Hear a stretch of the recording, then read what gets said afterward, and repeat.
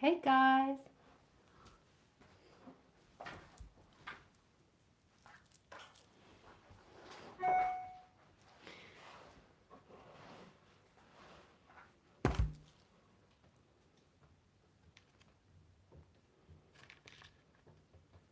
welcome to Livestream.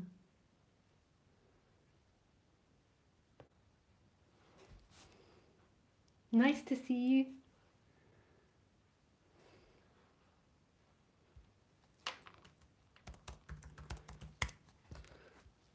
I just have to set up YouTube first.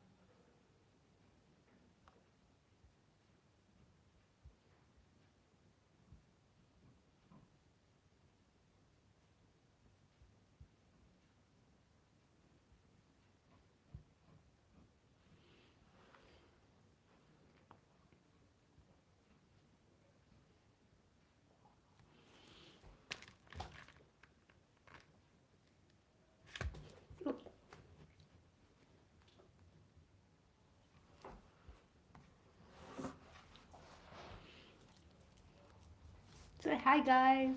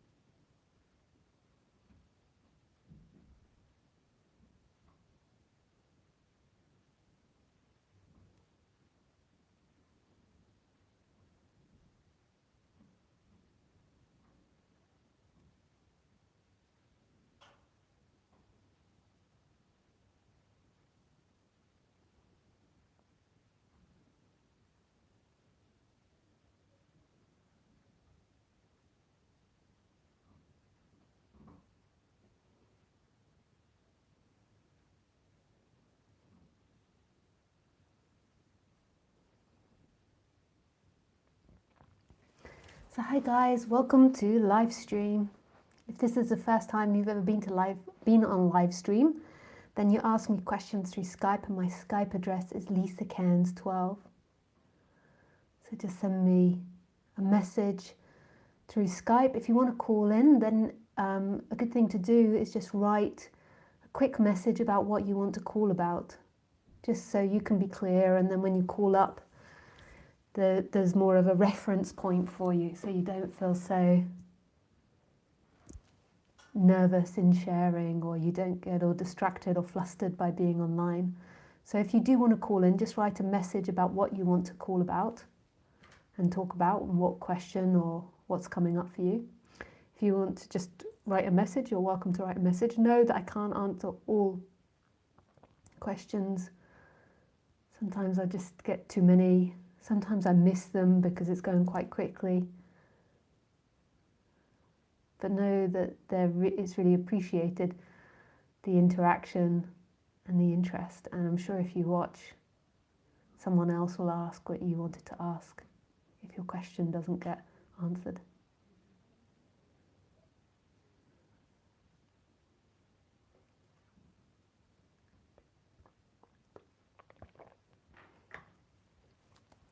I do these talks mostly Wednesday and Sunday at 6 p.m. French time. You're very welcome to join, but always check on my website, because sometimes I'm away, I'm traveling, I'm busy, and I can't do the online talk. You can also subscribe to my website and my YouTube channel. If you subscribe to my YouTube channel, then you get updates about when I go live. It's very easy to subscribe. I think you have to also press the bell next to subscribe, and then you'll get updates about when I go live.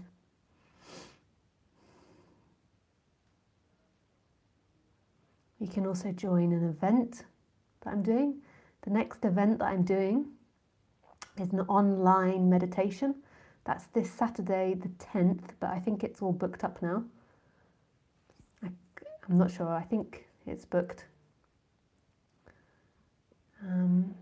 Then the next event after that is in Spain over Easter. That's a 1-week retreat over Easter. And it's such a beautiful time to be in the south of Spain. All the flowers are beginning to bud, and it's not too hot yet. It's just beautiful, perfect weather, normally mid-20s.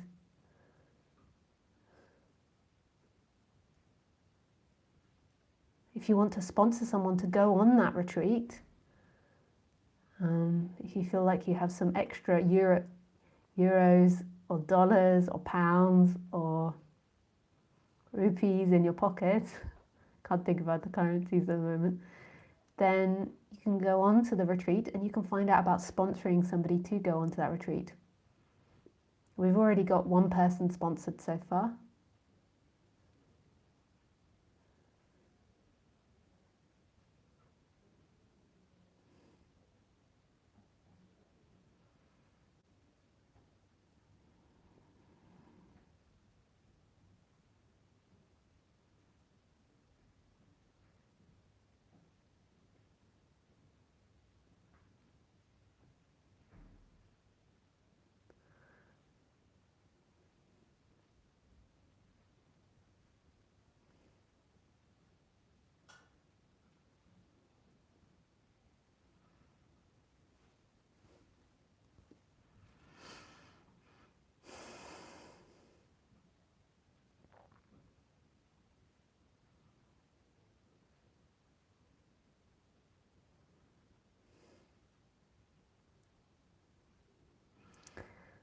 So what we are, so I'm going to talk about non-duality. So sometimes when I'm doing talks, I talk about non-duality, or I talk about balancing out the human on the human level. And I feel that often what has to happen before listening to non-duality, or before really hearing non-duality, you can hear it and listen at the same time, is a balancing out of the person. I know that's what had to happen in my case, is that I had to psychologically calm down. I had to understand myself better and not do so many negative thought cycles in order to hear it. I don't feel like there's an end though to working with the human, and I still work with the human, for me, myself, even after years of it, and listening and not listening and speaking and knowing non-duality and this energetic shift. I still work on the human level, on my conditioning and my genetics and my way of being, and I still strive to expand more and more the human personality. And through time I feel like it lines up more and more with the nature of reality. Once you've heard non-duality, the person just keeps expanding and it becomes more in line. But on the human level, I'm certainly still updating the conditioning. I still can have some bizarre issues or ideas or thinking systems, but they're not like they used to be. But now I'm going to talk about what you are, and what you are doesn't require you to recondition the human. Normally, the human needs to be reconditioned to an extent, but it actually doesn't require it. What you are is here all the time, and it's present even if the mind is in hell, is hateful,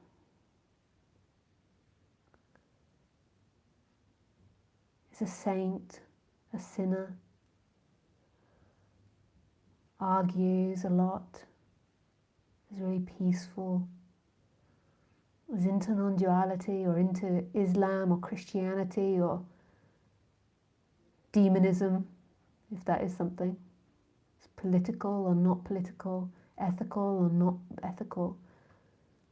What you are is always present.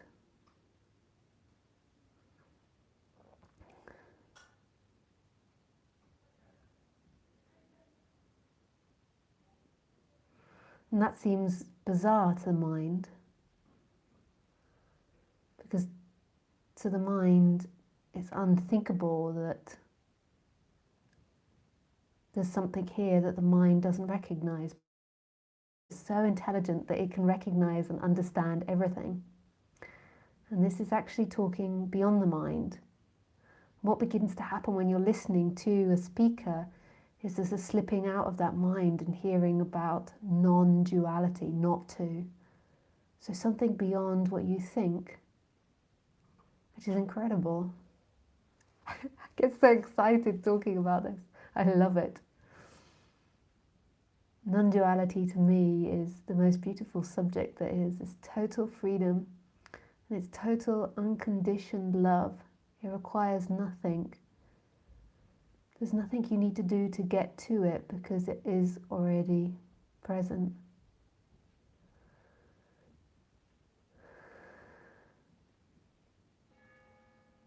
So, what we're taught as children is that we're a name.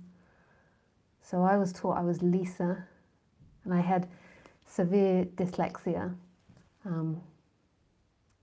although that wasn't diagnosed until I was older.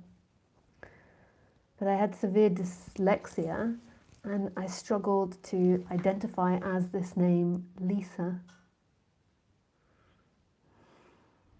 And I struggled to speak.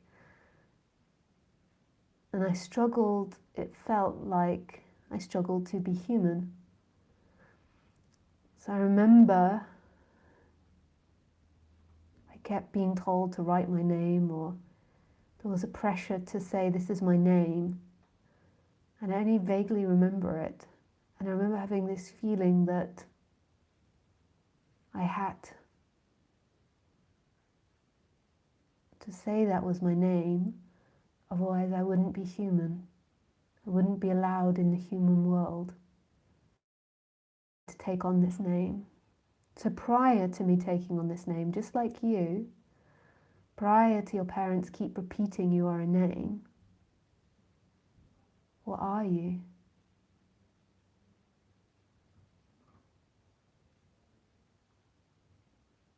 So prior to that, I didn't have a name, and I didn't really know the concept of myself and other.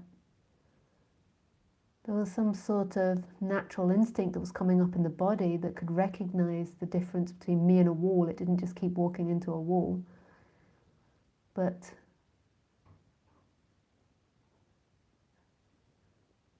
there was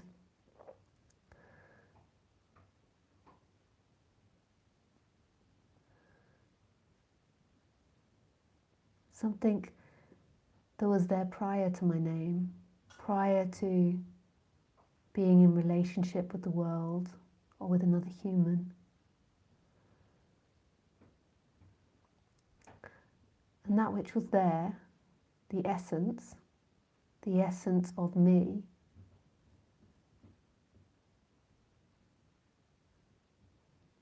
didn't have a label of any kind. It just was. And the qualities of it were looking, consciousness, and this I am, presence. So the sense of presence and this empty, conscious looking. And I didn't know I had that because I didn't have the ability to think I was Lisa and I had something. I just was it. This is prior to me taking on my name. This alive, radical presence. And at that age, my memory wasn't working so well, so I couldn't really formulate who I was. I couldn't really formulate the memory. So often, prior to taking on our name, we can't remember much, so it feels quite blank. So everything was appearing, and there was a consciousness of it. So there was a recognition of everything. And there was this sense of presence, this I am presence. But it wasn't happening to someone. There was no one to hold on to it.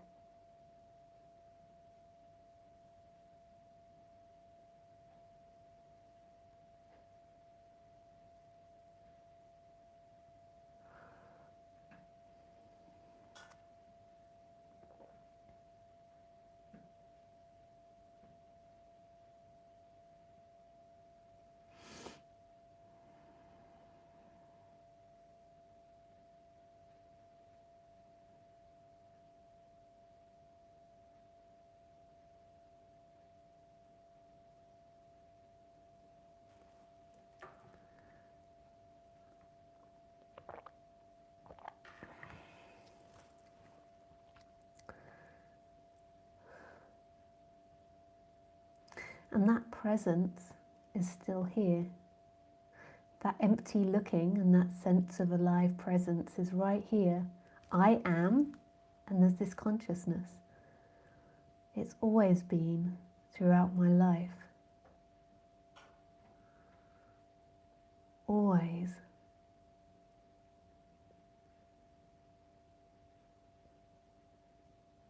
When I had my heart broken,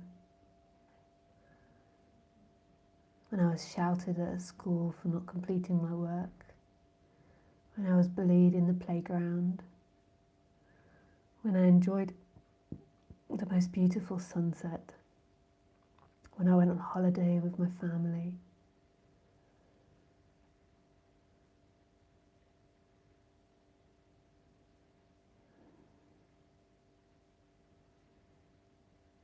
When I went to university and I flew in an aeroplane and I got my first dog and I lived in Australia, Thailand, India, France.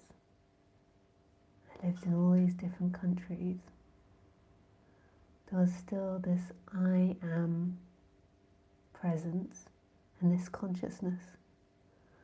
And no matter how much I cried or suffered or hated or laughed or loved or had joy, that consciousness and that I am presence was always there.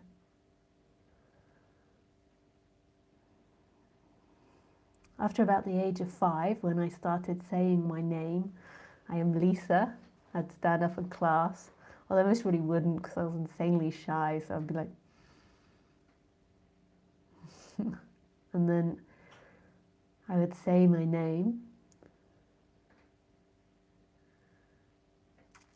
I began to forget about this conscious presence, this essence, which is so free and joyful. And I began to become Lisa. And Lisa began to pick up ideas from her society, from her education, from her friends, from parents, siblings. And she began to form a thought, personality-based structure. I want to rest my legs. I've got nothing to rest my legs on. Ooh. I'll put them up. And in my particular conditioning, I had a natural, luckily, inclination towards being joyful and happy. So I had a natural inclination towards a joyfulness, an innocence and happiness, and to letting go of things. But my conditioning was very, very strong that I wasn't enough and that I'd done something wrong. Predominantly because of severe dyslexia and going to an education system 5 days a week for 8 hours where I failed at everything. Not just one subject, everything. Even subject I was good at, I failed at because I couldn't pass the test.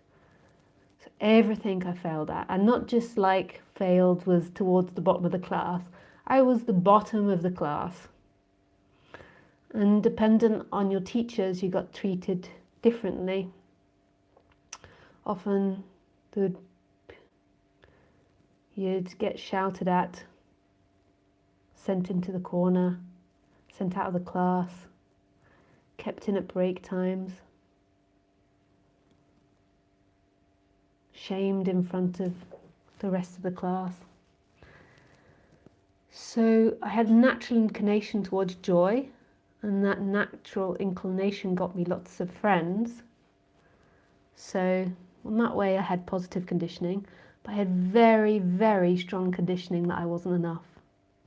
And then also in my home life I had some difficult experiences as well, which also gave me the sensation that I wasn't enough, that my voice wasn't worthy to be heard, that love meant being invisible. And I'm sure lots of people have this conditioning. I'm just sort of saying all this, it sounds really negative. So what happened then is that I began to create an identity that was a victim identity. One moment.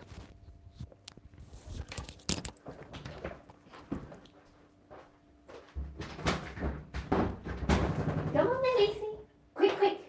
Come on, don't be a fussy girl. It's open far enough. Come on. Come on. Come on. That's enough for open. Oh, he's a puppy. Yes, you can come and give me a kiss because I gave you nice food, didn't I?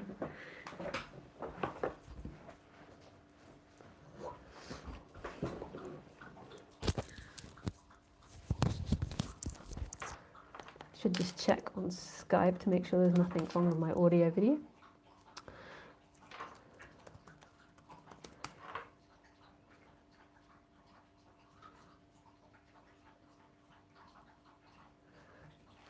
So I began to form a victim personality, even though I had no awareness of that. And then there was this identification with that. I believed it was me. So in the dream of Lisa, so in the creation of Lisa, because it's a mental creation that started at about 4 or 5 years old for me. In that mental creation, I began to feel like I was not good enough. So when I interacted with anything, I always assumed that I'd done something wrong.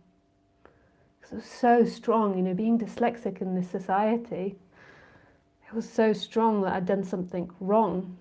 So I began to form an identity based on that, which would predominantly be, in this society, a victim mentality. And then as you begin to display that mentality, that's how other people will treat you. So because I kind of am displaying that, I'm kind of asking for it, not purposely, I don't want to be it, but I'm also attracting people that like playing the perpetrator, or I'm attracting people that like playing my leader or my boss, or all these different things. I have no idea about this. But I was lucky that I had a predisposition towards joy. So that was my luckiness. So what began to happen is that I began to identify with these neural pathways and stories of Lisa, which society was telling me who I was. And as the years went on, I began to accumulate more and more victim story and prove to myself again and again that I wasn't worthy of love, I wasn't worthy of being heard, all these different dynamics, which I'm sure so many people can relate to, and feeling like I'd done something wrong. And I thought that's who I was. I'd forgotten about this innocence prior to the identity. And I got more and more sucked into this vacuum of thoughts. But then by the time I got to 20, and because I maybe had it quite intense, this conditioning, this negative conditioning, there was a lot of suffering in my body. Like, so other people maybe at that age still didn't have such strong suffering conditioning, you know, when they normally that level of conditioning is waiting for like the 40s when you have your like a midlife crisis. But I accumulated it quite young from all these different things that I spoke about, which in a way was a blessing, but I didn't know that at the time. So what it did was it began to make me question the nature of my experience. Because how could experience lead to so much suffering? Like, not just in me, but in others, because I began to see it in others, because I felt this pain inside of me. I began to see it in the world, in the animals. I go into the supermarket and see all the dead animals, and when people argue the TV programs, it sort of kept validating my experience. And who speaks about suffering more than the Buddhists? So suffering and compassion than the Buddhists. So I began to get very interested in Buddhism. And this began to make me question this construct, or it didn't, at first, it wasn't even questioning it. It was becoming aware that I had a mental construct. I wasn't even aware of that. I didn't even really realize that my thoughts were projections onto the world. I just kind of thought that black was black and red was red, and someone was bad and somebody was good, and etc. So I began to question this whole identity. And this went on, and I got into non-duality, and I began to question it more. And then I began to hear non-duality. And even when I was in the Buddhist group, I began to feel this presence. When people talked about this I am presence or consciousness, I felt this love, this resonance, this remembering of being a child and looking at the world with wonder. And just being so open to possibility, like infinite possibility. So,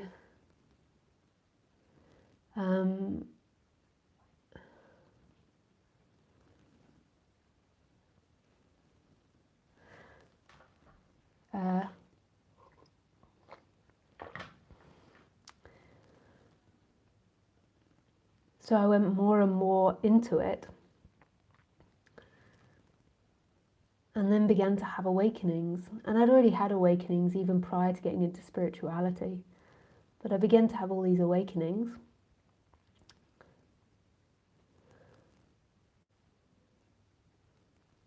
And then eventually there was this shift. By this point, I'd done loads of work on my personality. I knew very well a lot of the constructs of Lisa. There were still constructs of the Lisa personality that were unconscious, but there was quite an in-depth understanding of what it was to be human, and my thinking, my emotions. And then there was this shift where I can't really describe it.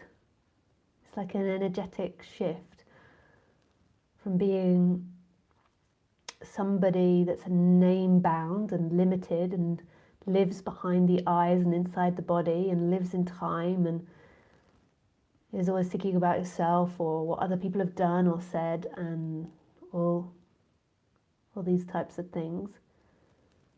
There was a shift from being that to this presence, this empty presence, this silent, still presence that was watching itself. And this presence, I used to think, was inside my body and tied up with the personality structure, but the presence wasn't separate from anything that was experienced. And it was love, absolute love.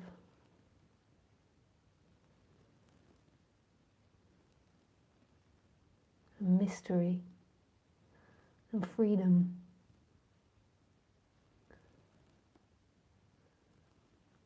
This instant.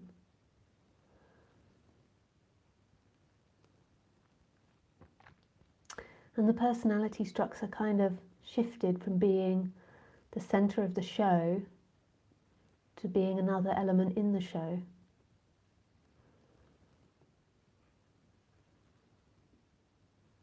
And it took me a long time to kind of, on the intellectual thinking level, to be able to kind of phrase this in words, because it doesn't come with a manual. But the personality structure still updates. Like, I can still sometimes have a tendency to think I'm wrong, like I've got something wrong or done something wrong, like that conditioning on the personality structure level. They assume that other people are right and that I don't know what's happening. To let other people take the lead, to not have great boundaries. And all these things, though, are getting updated and become more and more clear and understood better and sort of ironed out more. But they're still there, and I sometimes feel that,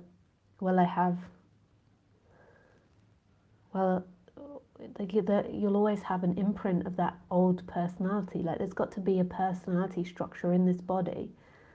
Like, there's always going to be certain neural pathways in this body, and you can update them to an extent. So we can always update them by learning, understanding, bringing to consciousness our dynamics, and then consciously choosing to choose a different dynamic. It can change it, but there's always this imprint of this personality.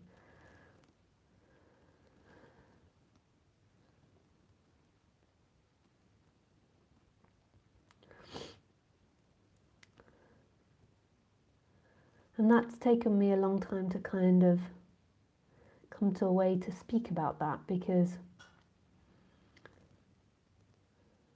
it's so tightly connected, the ironing out of the conditioning, like, and the waking up, because in one way, when you wake up, you do become more and more balanced on the human level, and you kind of fall in love with yourself more and more on the human level.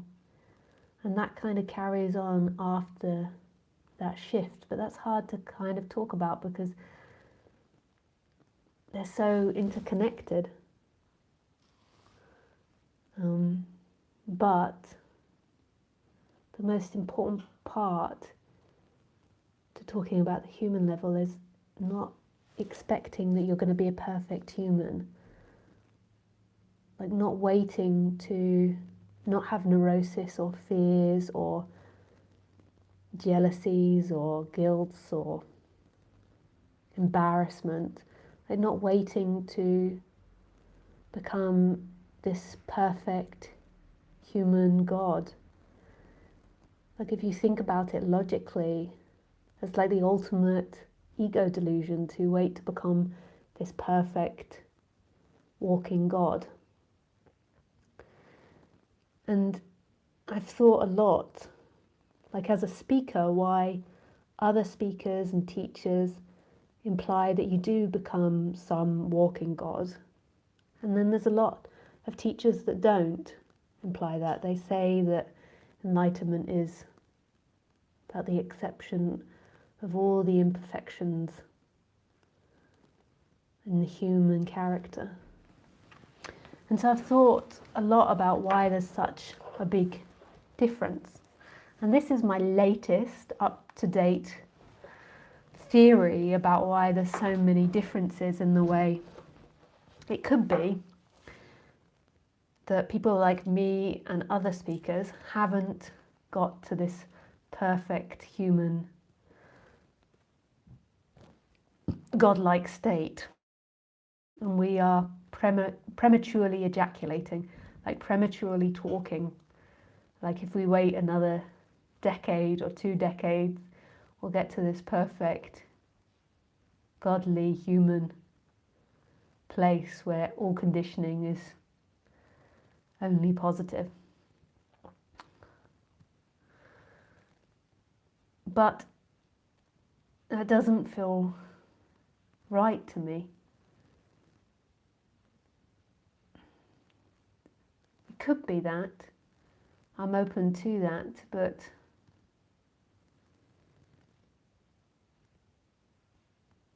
it just doesn't feel right.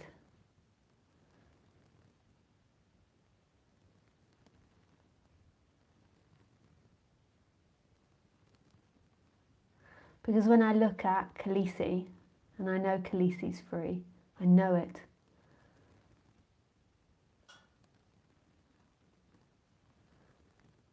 I know that she could never ever identify. So I know that she's the ultimate level of freedom. The ultimate.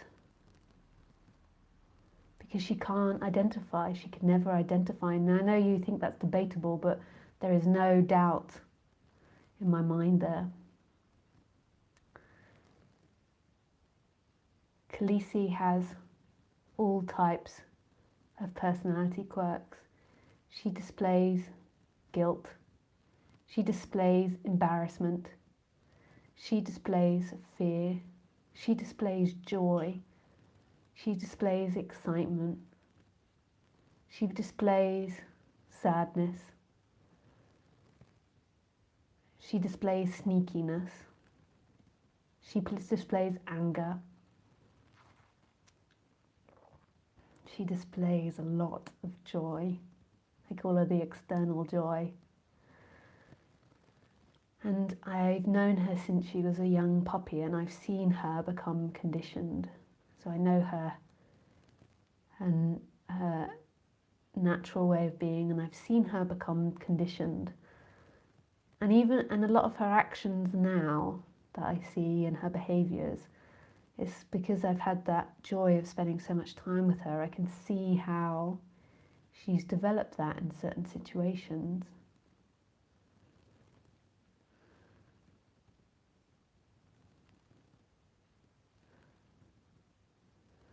So, if somebody raises a stick to her quickly, I know that reminds her of the gardener in Thailand, and she cowers in fear. Like when she's aggressive towards a dog, I know that's because when she first came into Europe, we had a bumpy landing trying to domesticate her. I didn't manage to secure us a home very easily with a garden. And so sometimes when we went out walking, I didn't have a garden, so she had lots of energy. She came across another dog with too much energy, and then she wasn't allowed to speak with that dog, she was pulled back by the lead and the collar, and this created a sense of agitation, so bit by bit she became more aggressive to other dogs on the lead. Which is not that bad now, because then we worked against it, but I saw all these conditionings, like these tendencies, these behaviours, like where she picked them up. When we lived with my mum's dog, she picked up from my mum's dog obsession with squirrels, chasing squirrels, and like looking up trees for squirrels.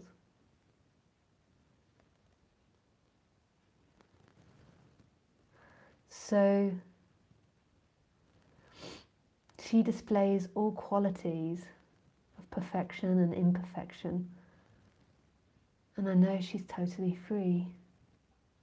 I recognize that freedom because I have that freedom, that innocence, that empty looking, that alive presence. And like her, I have a bumpy personality. I have particular conditioning. And I strive to recondition it and grow and expand on the human level, whereas she can't really. I try to help to recondition her.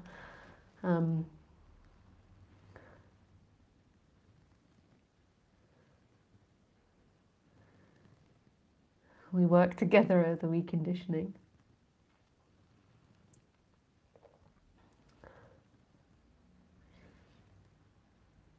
So why is it then that some teachers claim this perfect state of enlightenment? And the reason why I think it is, and this is just a theory, I might not be correct about this, but this is my theory. So my theory is, and notice that this me most probably being so humble is dyslexic conditioning, just so you know. Like, if I hadn't had that conditioning, maybe I'd be more forthright. It makes you more like, well, I don't really know. So this is my theory. So we have different personality types.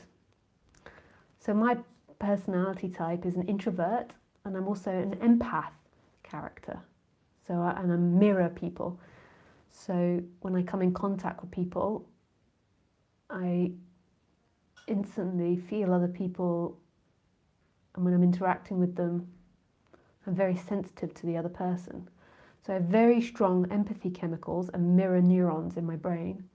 That doesn't make me a good person or better person. It's just a simple biological fact that's evolved and been necessary for our society. And then you get different personality types. And you've got a spectrum of different personality types.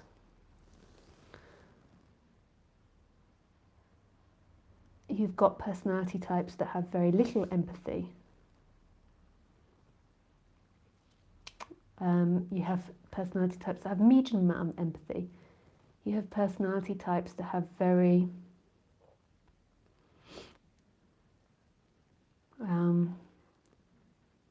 there's so many different ones, it's hard for me to point it out. You have personality types that have been taught that because they've had parents that had strong empathy, so they've been taught it. And then you've also got personality types that we call psychologically narcissistic personality types. And in the narcissistic personality types, you've got then different categories of personalities. You've got like the psychopath, the sociopath. And none of them are wrong, and none of them are actually any better or worse than being an empath, which is most probably the other extreme of the personality scale. So you've got narcissists on this side, and then the empath on this side, and then you've got all the in between. Now in our society, we tend to be more pro the empath and less pro the narcissistic, and we look at it as bad. But I think that's a very unbalanced view. I think that narcissist personality types have great qualities too. They tend to push society forward. They tend to be leaders. they can be great thinkers, but they've just got, so in our society they've got bad reputations, but they can be many great things because they're not held back by feelings and sensations of empathy, and they're not so confused by feeling other people's feelings and being sensitive to others and looking after the group. It means they can focus more on directing the group and more on doing things. And in a way, if you look at the group of people as like one individual, it's like different qualities of an individual. And you've got part of the personality which doesn't have such strong empathy, so they can focus on achieving goals, getting. And then you've got the other moral conscience of the group that's very concerned about the whole group and how people feel. And actually having those two sides of the spectrum in the group and all the people in the middle is actually a really good thing. It's not bad. But what we know is that people that have more the narcissistic personality, which isn't a bad thing, they have less empathy. They report no feelings of guilt, no feelings of shame. Some, though, they're not sure though, but some do have that very deep down. But some just don't have those types of feelings. They're just not wired to have those types of feelings. And from what I can understand, and from being around some balanced narcissists, not out of balance narcissists, and not psychopaths and sociopaths,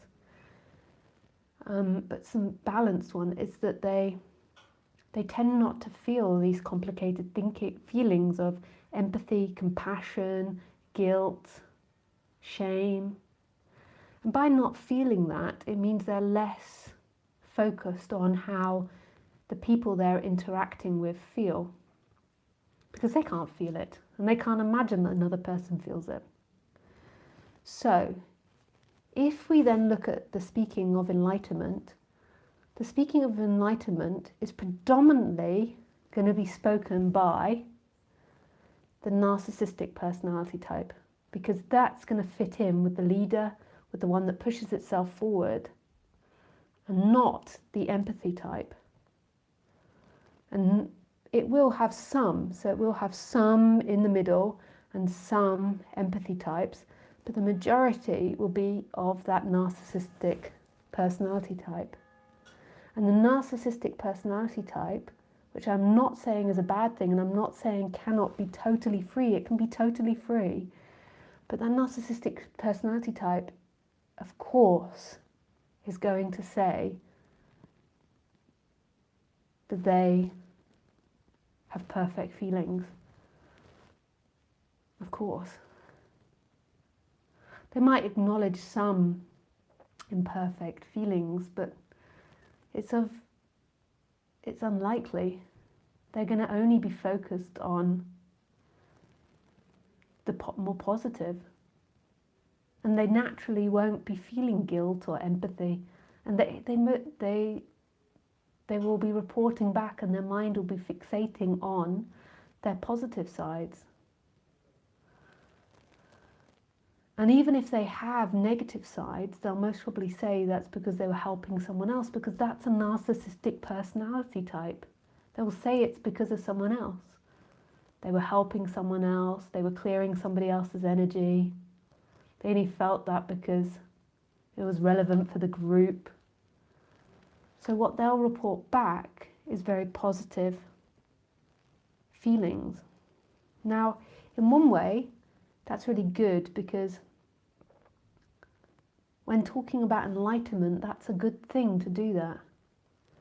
It, not eventually, but it's also a good thing because when people often begin to get into this subject, they need to have this daydream that they're going to be godlike in order to be motivated to keep listening.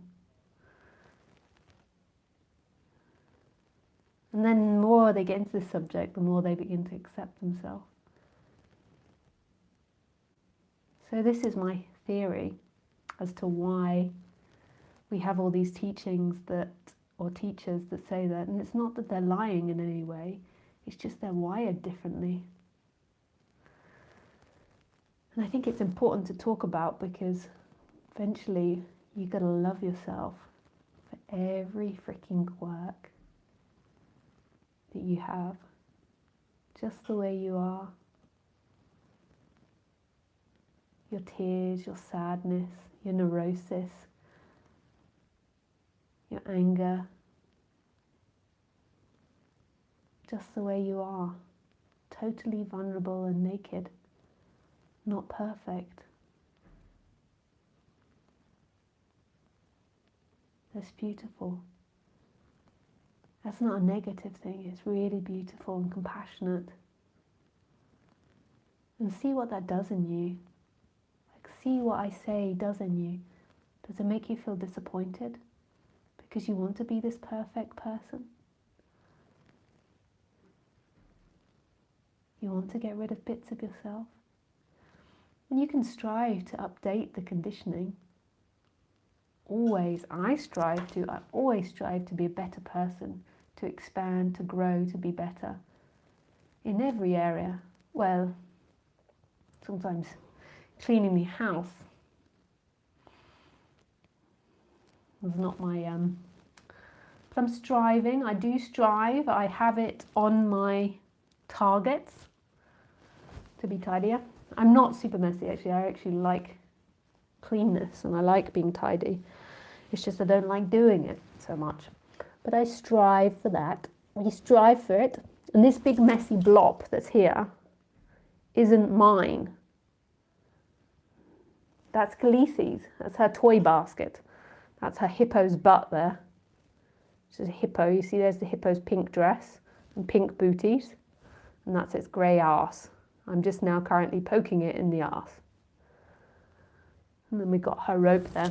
That messy bucket's not mine. Okay, well, that's a very, very long introduction. Pardon me. I strive not to pass gas on live streams, but it sometimes occurs. Because guess what? I'm not perfect.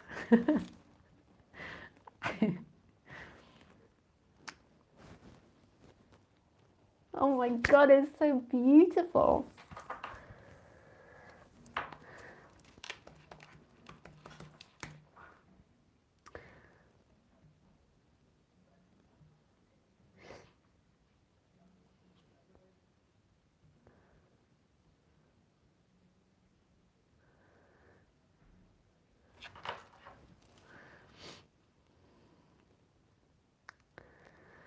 This is from Thomas.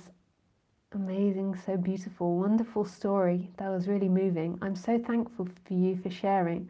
I can totally relate to you in regards to animals, having had pets myself. They're absolutely pure and innocent. This is a fact. Same as we can be. Although they do have personalities and conditioning the same as us.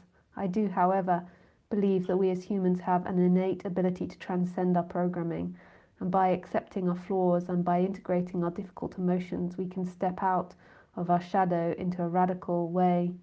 But I do believe it requires an enormous process of acceptance and forgiveness to get there. And the fact that we can identify this means that we have the amazing ability to grow and expand through a learning process that may be lasting forever. Learning and growing is love. I don't know if there is an end to this.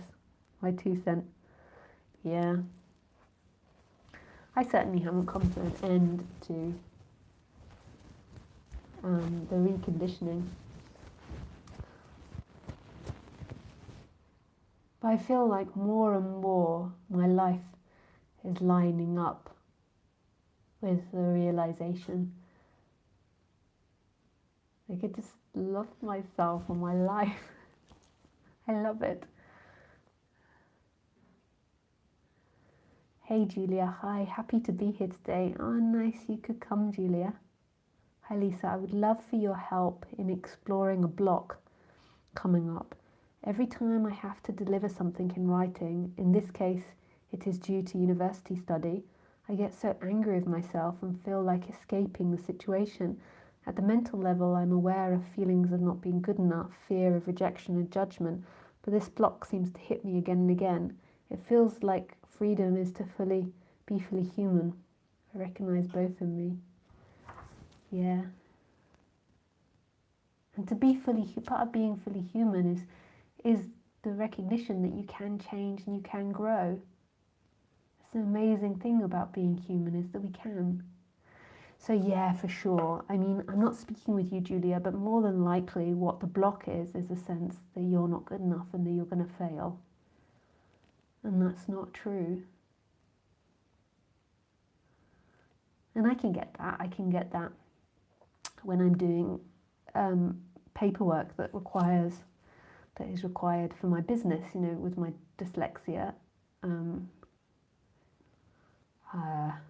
I struggle with the paperwork side of things, and I have someone that helps me called Amelia, and she's super sweet and great.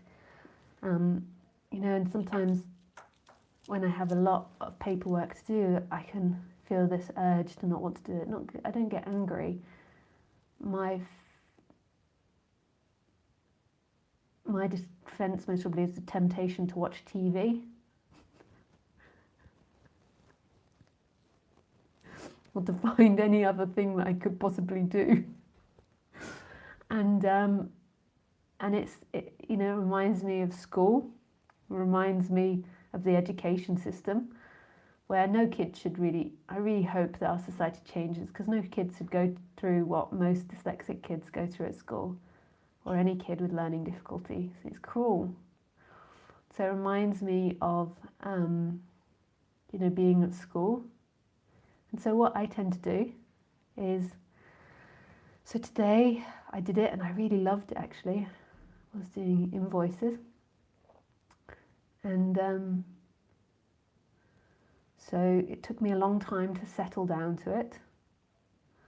And then eventually I got myself settled down. I set up my little work area and I felt like a child playing with I had some of the stuff on my iPad and then my computer, so I had it all nicely set up. So I could go through the iPad and then type, and then go through and type. And then, you know, the sensation mostly comes up of like, oh, I could have a yogurt now, which obviously is a complete excuse to get out of doing it. Often when I'm thinking of ways, it's like TV or food. Like I can put something in my mouth. What could I put in my mouth? And those thoughts come up and I just smile at them. Like I smile at them, I notice them, I recognize them. And I maybe feel this urge of I can't do it, or this is too hard. And then I retell myself that I can do it. That I'm absolutely capable of doing this. Absolutely. And it's something that just repetitively I do, you know, because I have to do paperwork a lot of the time. And if I'm slow, I'm slow. And then I just kind of get into the flow of it. And I really enjoyed doing it today. I only did it for like an hour and a half.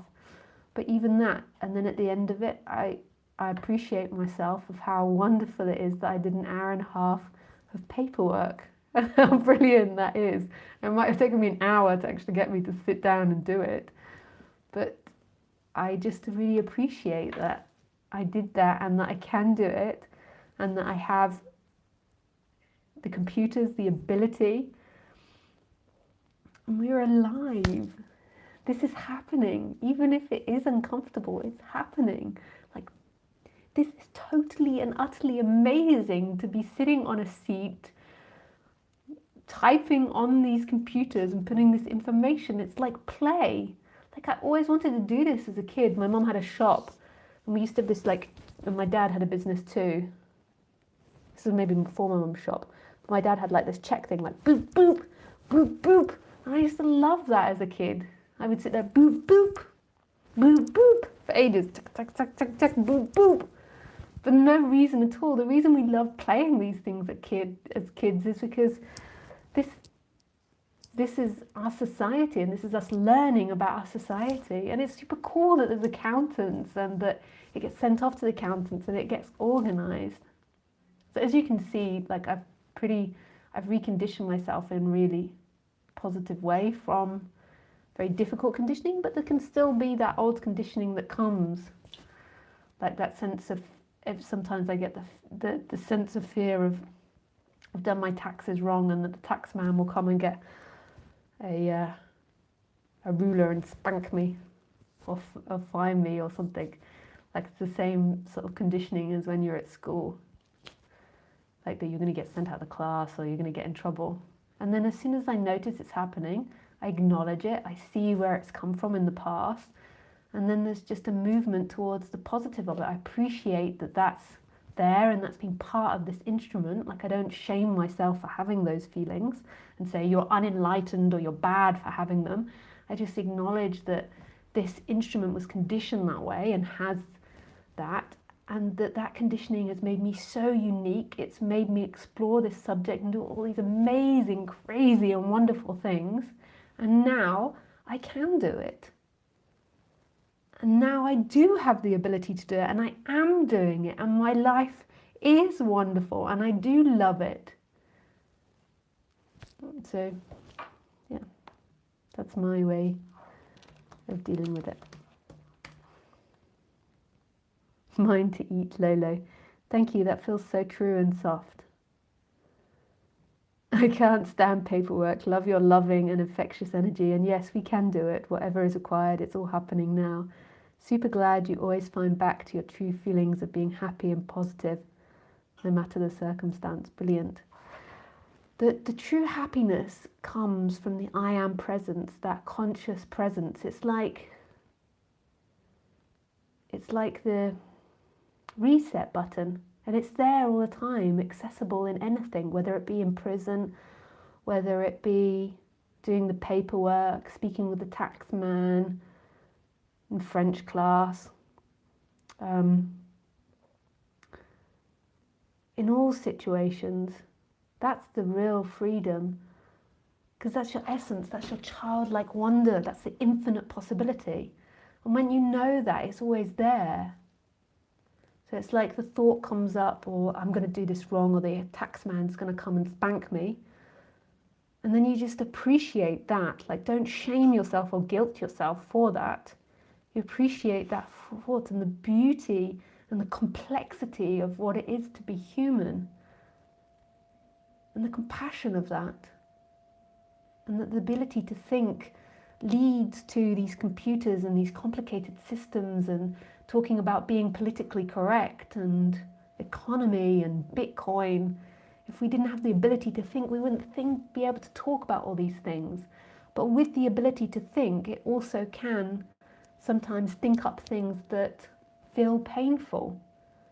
So we acknowledge and we appreciate the painful side, and then we just let that joy of who we are come up again. I am, this is. And then we re-say to ourselves, I can do this. And the tax man isn't going to tell me off. Or if he does, I deal with it then.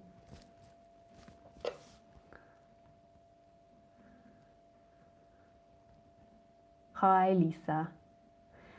Dear Lisa, a long time ago you mentioned that you experienced existential terror. At one point in your life, could you talk about how you overcame it? Hey, Mark. Do you have a cat in your picture? You do. What a cute cat. I would like to get a cat. I would like to get Khaleesi a boyfriend, but I would like to get a cat. I thought about all the, what I really like is to get a cat.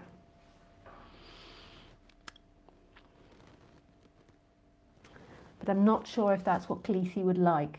So we're still working with that. Once I'm just moving to a new house. So once I get the new house, then that's when I would get the new animal. I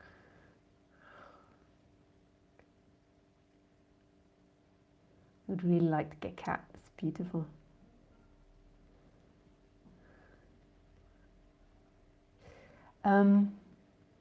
So, Mark, sorry, okay, existential, how I overcame it. Well, the true way in which I overcame the existential terror, I like it that you pinpointed something.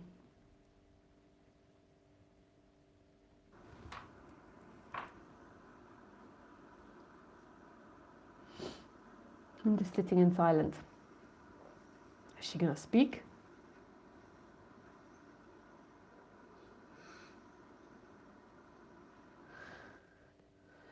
So, oh, there's another video of me. More than likely, that's going to change the character. Oh. So, what people think that they have to do, like to change the anger with peace, or change the what? Sorry? The anger with peace or relaxing. Okay, so sorry. Back to the point. At one point in your life, and you talk about how you came in. Yet, when I was younger, I did go through a period of immense existential terror. Now, I have to confess that came after doing a period of a lot of LSD. So I think that the LSD played a part in that. I've had many funky and experimental and brilliant times in my life, and when I was in my mid-20s, deeply into this subject, I met somebody that used LSD to experiment spiritually, and I was like, yes, please. I was a little scared at first, and I loved it. Oh my goodness. I mean, you could really go to hell on LSD, but I loved it. It was home. I knew home when I did LSD. I knew it already. Anyway, it's just beautiful. But I don't think the taking of drugs, any drugs, I tend not to take that many drugs. I occasionally have a vodka and orange, but even that I tend to steer away from, because I don't think it's that good for the body. I think that the body is, you know, the temple, and putting in good food is most probably better. But if you do put in bad food, I would seriously recommend that you're very positive about it. So if I have a vodka, I'm super positive about the vodka. But in general, I think that our bodies are better off without intoxicants in them. I know I drink tea, but generally I eat very well. I even think that it's a bad idea to eat an animal that suffered, because you're eating like cellular memory of a suffering animal. This is also my way of turning the world vegetarian and vegan. But I do think, like, most animals go through such trauma and suffering, and then you're putting that into your body. And everybody knows, including scientists, that trauma gets stuck in the cells of the body, and then you eat that of a cow or a chicken. So I don't think that's a good idea. But, you know, each to their own. I put a lot of things in my mouth that maybe shouldn't go in my mouth. But I don't think it's a good idea to do these, because I think it's not so good for the brain. So I think that I was going through this really intense period of learning about non-duality and realizing that one side of life was empty. Empty. That there was nothing experiencing, that this was empty. It came from nowhere and goes to nowhere. And then with the use of the LSD, it actually sent me into this, like, being frozen, this existential terror. I would wake up at night and just have total fear about that void, about that emptiness. And so then, what then happened? Well, I forget what your question was. Your question was, how did you overcome it? Well, basically, I stopped doing the LSD.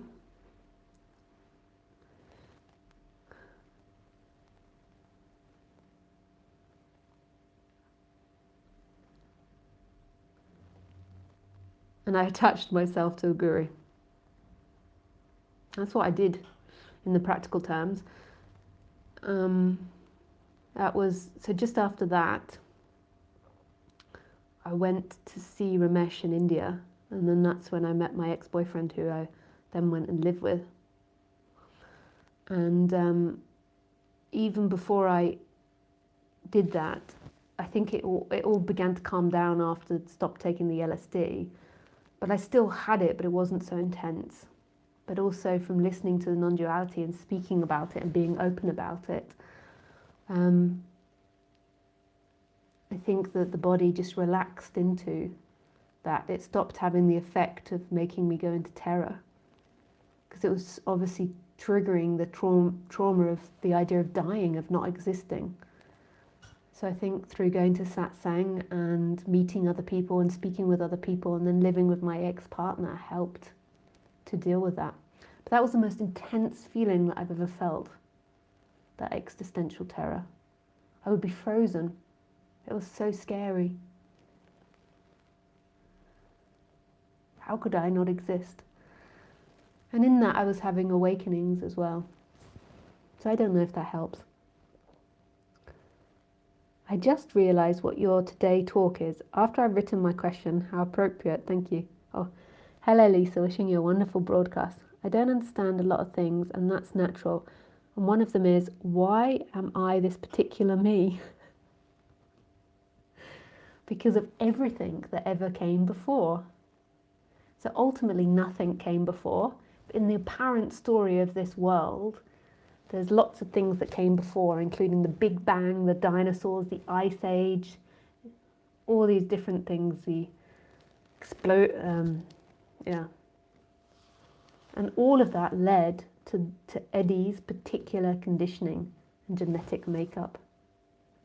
And that's why, so everything you say, everything you do, every time you feel sad or happy, that is the effect of everything. That is the whole universe speaking through you. Isn't that amazing?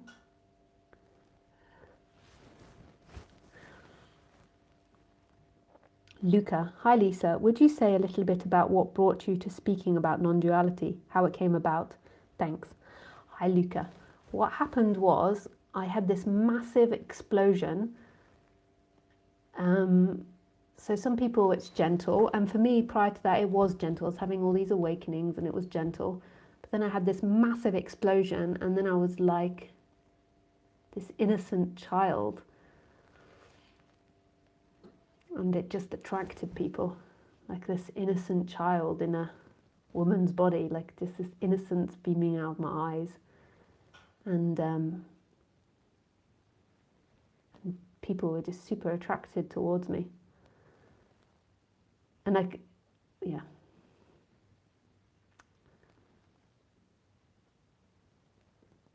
I mean, of course that's going to be the way it is. If you just are in a group of friends, like if there's somebody that's just naturally joyful and playful, everyone's going to attract it towards that, even if it's with an animal or a child. The energy towards that, not somebody that's faking it and pretending to be that, but somebody that is that. There's an attraction towards that, this innocence,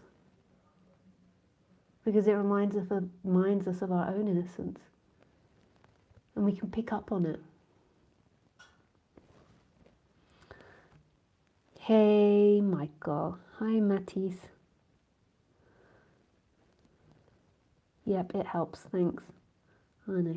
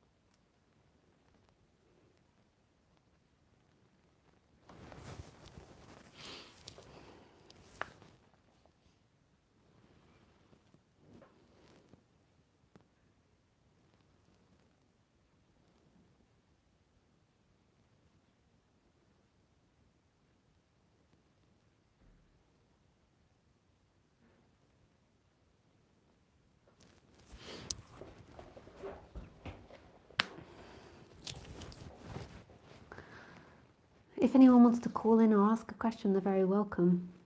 I think I got to the bottom of the questions.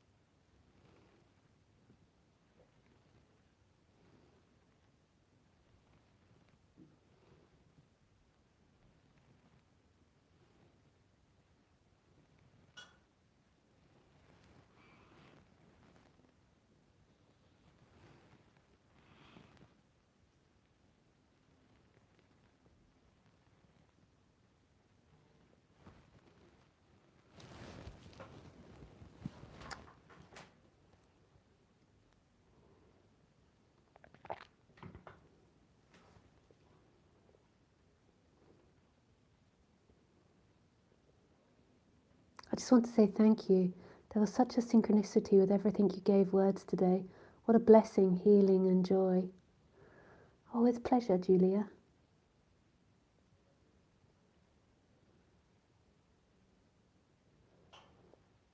It's a pleasure. Thank you.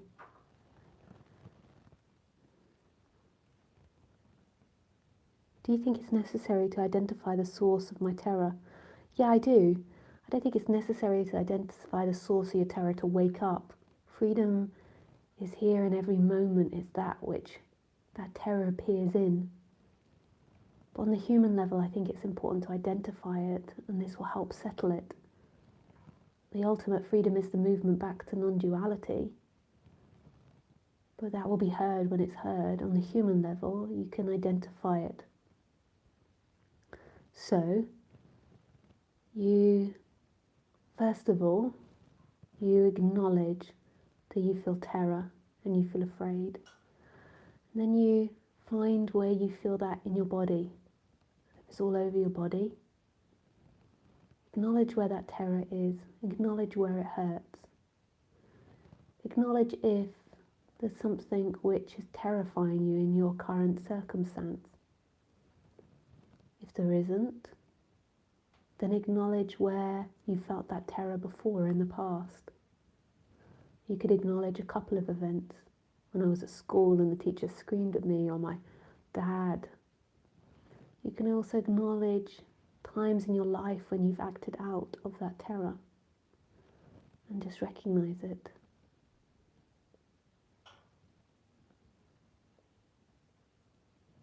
Just totally allow it in.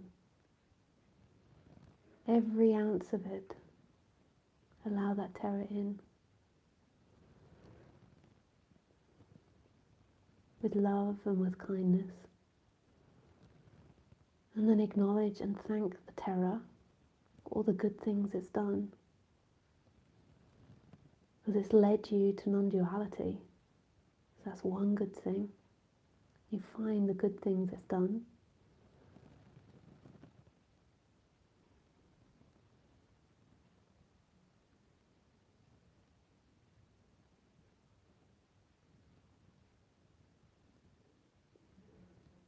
And then there can be the process of moving from terror to safety.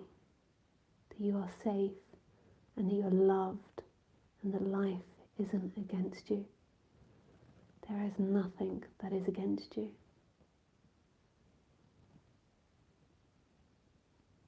Life can never be against you on the human level because who you are ultimately is life.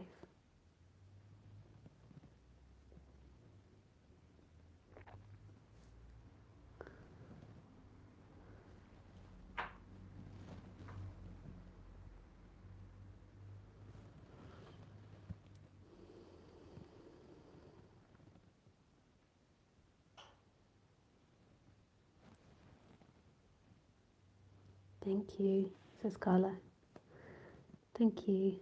Thanks, Lewis. He says, I wonder if terror is our basic, massive vulnerability, is at the root of our fears. Fear of pain, suffering, and alienation that might happen, or with our death, certainly will happen sooner or later. And I think also sometimes we feel if we identify with terror, and if we stay with terror and we stay with negativity, we remain safe because it can't creep up on us. It's like befriending the devil. Not that that is the devil, but in that mentality, it's like befriending that which frightens us. So we stay with all of that stuff as a protection against it. And that's really like what the mind is always trying to find balance again. It's always trying to find its way home. So you just acknowledge that you've been trying to keep yourself safe, and then see that you are safe because the human is always held in the hands of love. Who you truly are is love and life, is presence, and that person is appearing in presence, and that presence is free.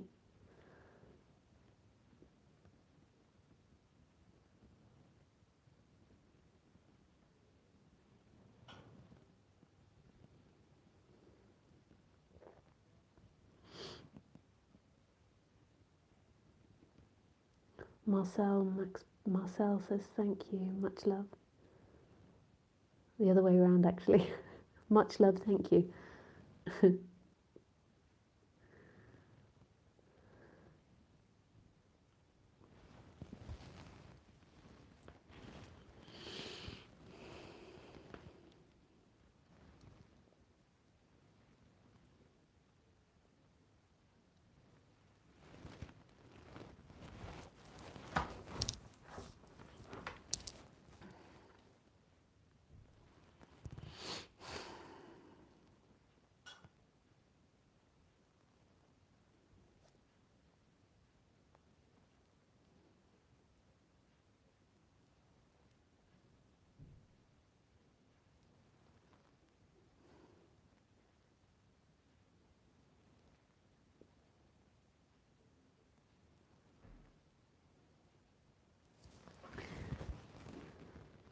That reminds me of feel the fear and do it anyway.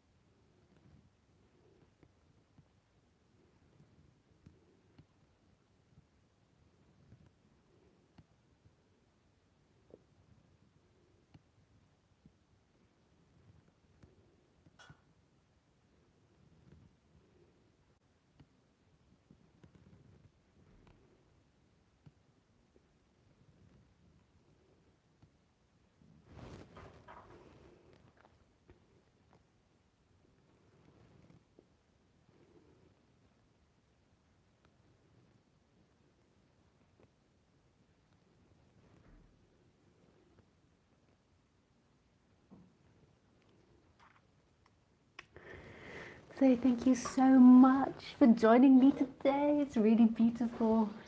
I love you. I see you Sunday. Thank you guys. Bye.